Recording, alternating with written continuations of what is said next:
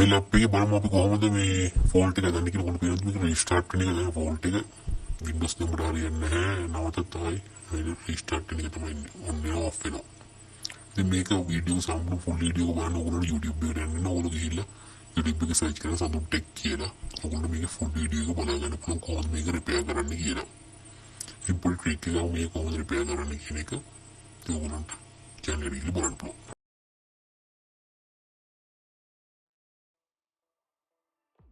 අයිබෝන් හැමදේම සඳුන් tech YouTube channel එකට බොහොම ආදරෙන් පිළිගන්නවා.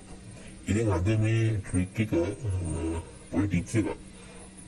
laptop repair ශේෂ්ත්‍රයෙන් කට්ටියට ගොඩක් ටිප් එකක් ෂෙයා කරගන්න හේතුව මේක ගොඩක් දෙනෙක් දන්නවත් ඇති සාමාන්‍ය කට්ටියට මේක වැදගත් මේ ගොඩක් Toshiba සහ Samsung වල ගොඩක් ඉන්න ෆෝල්ට් එකක් මේක. අතන මේක දැන් ගොඩක් ලැප්ටොප් වල මේක ඉන්නේ නැහැ. මොකද මේකට දැන් ඉන්නේ කියන්නේ Tokin නෙවෙයි එන්නේ. කෙලින්ම ඉන්න දැන් ටන්ටන් කැපැසිටර් දෙකක්. ඉතින් අපිට පුළුවන් මේක මේ ෆෝල්ට් එක තමයි දැන්ට මේ Toshiba එකේ තියෙන රීස්ටාර්ට් වෙනවා.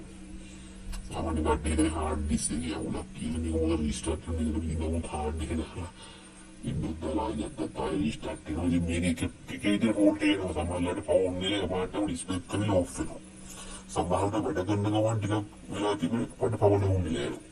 ඉතින් මේක එකේ තියෙන ෆෝල්ට් එක මේ Toshiba laptop Samsung වල මේ ෆෝල්ට් එක උඩ ඉතින් මේකේ ප්‍රොබ්ලම් එක මේ Tokin එකේ ගැටලුවක් තියෙන මොකද ඒක මල්ටිමීටර් වලින් චෙක් කරන්න බෑ ෆෝල්ට් එක. මොකද මල්ටිමීටර් එකේ කැපැසිටර් චෙක් කරන්න යාමයිට බලන්න බෑ. මොකද මේ ප්‍රොසෙසර් එකට සම්බන්ධ වෙලා තියෙන මේක.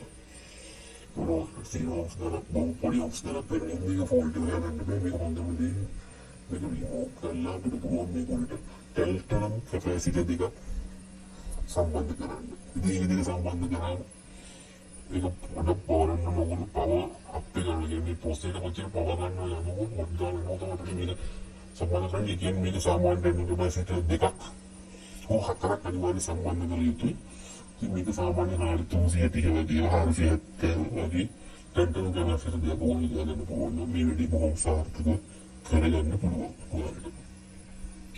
ඉතින් මේක තමයි මේ ෆෝල්ට් එක අප්ඩේට් කරලා දෙන්න තියෙන ලැප්ටොප් එකම සාමාන්‍යයෙන් අලුතින් ලැප්ටොප් තියෙන ටන්ටන් කැපැසිටර් දෙකක් හෝ තුනක් ඇති සාමාන්‍ය මෝඩ් එක මේක ඉන අලුත් ලැප්ටොප් ෆෝල්ට් එකක් විදිහට එනවා.